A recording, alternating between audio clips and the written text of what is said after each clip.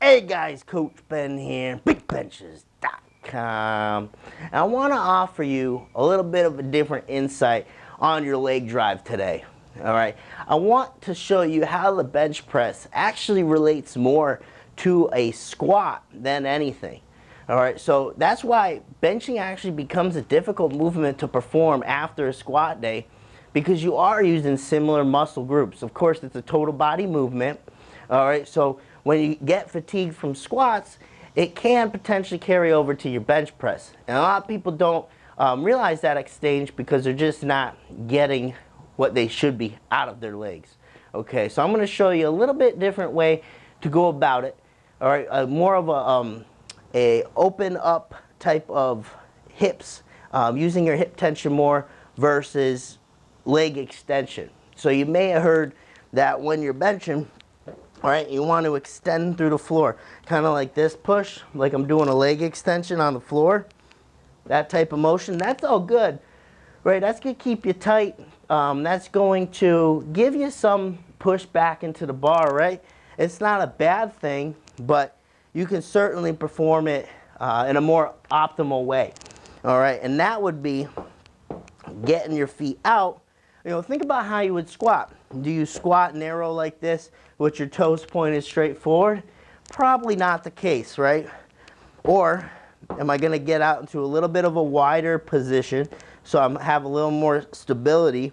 My toes are going to be out a little bit more, and that's going to help because I'm going to have more surface area push against the floor, so I have more traction.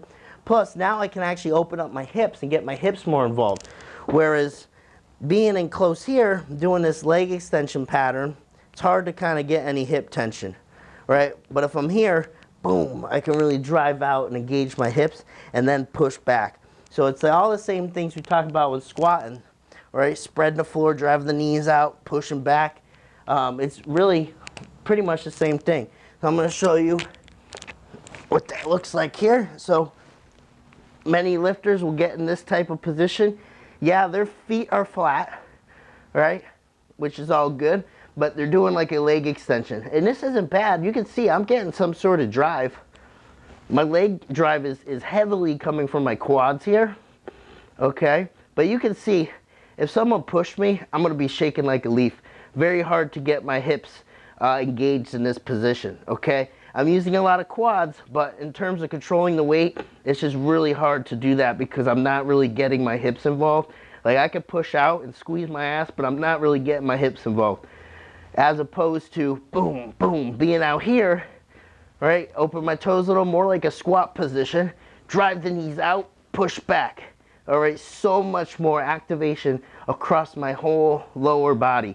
I'm actually getting something out of my hips. I feel all that force transferring on a whole new level, and I know I'm going to get much more into the bar that way, okay? So it's not that what was happening before is wrong or bad.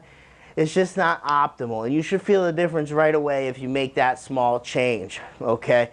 Treat the bench more like a squat than anything. Coach Ben here. You can meet me